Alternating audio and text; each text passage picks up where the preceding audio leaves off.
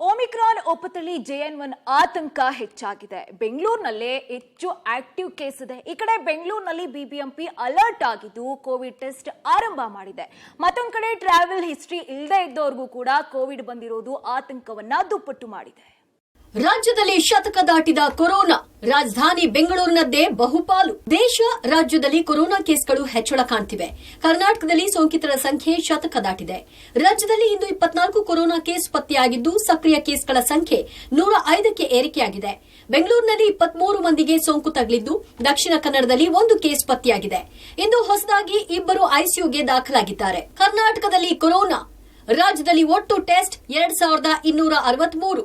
ಇಂದಿನ ಕೇಸ್ 24, ಒಟ್ಟು positive case 105, ಮನೆಯಲ್ಲಿ ಚಿಕಿತ್ಸೆ 85, ಆಸ್ಪತ್ರೆಯಲ್ಲಿ ಚಿಕಿತ್ಸೆ 20, ಐಸಿಯುನಲ್ಲಿ ಚಿಕಿತ್ಸೆ 9. ದೇಶದ ಆಕ್ಟಿವ್ ಕೇಸ್ಗಳ ಪಟ್ಟಿಯಲ್ಲಿ ಕರ್ನಾಟಕ 2ನೇ ಸ್ಥಾನದಲ್ಲಿ ಇದೆ. 105 ಆಕ್ಟಿವ್ ಕೇಸ್ಗಳ ಪೈಕಿ ಬೆಂಗಳೂರಿನದ್ದೇ ಬಹುಪಾಲು. ಈ ನಿಟ್ಟಿನಲ್ಲಿ ಬಿಬಿಎಂಪಿ ಕೋವಿಡ್ ಟೆಸ್ಟ್ ಆರಂಭ ಮಾಡಿದ್ದು ಹಲಸೂರು ಮತ್ತು ಶೇಷಾದ್ರಿಪುರಂ ಸೇರಿದಂತೆ ಎಲ್ಲ ಪಿಎಚ್ಸಿ ಸೆಂಟರ್ಗಳಲ್ಲಿ ಕೋವಿಡ್ ಟೆಸ್ಟ್ ಆರಂಭಿಸಲಾಗಿದೆ. ಕೋವಿಡ್ ಆತಂಕ ಹಿನ್ನೆಲೆಯಲ್ಲಿ ಬೆಂಗಳೂರಿನಲ್ಲಿ ಕೋವಿಡ್ ಟೆಸ್ಟ್ಗೆ ಸೂಚನೆಯನ್ನು ಕೊಟ್ಟಿದ್ರು.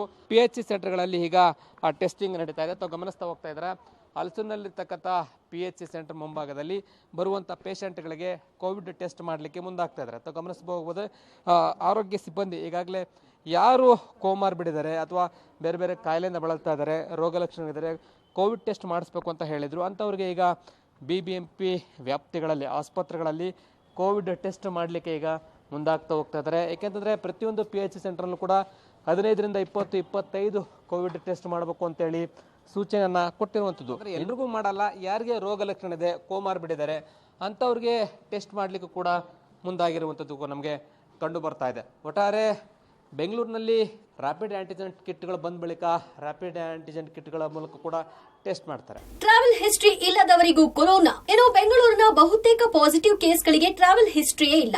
ಕೊರೋನಾ ಗುಪ್ತಗಾಮಿನಿಯಾಗಿದೆಯಾ ಎಂಬ ಆತಂಕ ಜನರಲ್ಲಿ ಹೆಚ್ಚಿಸಿದೆ. ಒಟ್ಟಾರೆ ಕೋವಿಡ್ ನಿಯಂತ್ರಣಕ್ಕೆ ಸಿಎಂ ಕೂಡ ಸಭೆ ನಡೆಸಿದ್ದು ಈಗಿನ ನಿಯಮಗಳನ್ನ ಪಾಲನೆ ಮಾಡೋಕೆ ಸೂಚಿಸಿದ್ದಾರೆ. ಈ ಮಧ್ಯೆ ಬೆಂಗಳೂರಿನಲ್ಲಿ ಕೇಸ್ ಏರಿಕೆ ಆತಂಕ ಮನೆ ಮಾಡಿದೆ. Lokesh Kodagadala, public TV, Bengaluru.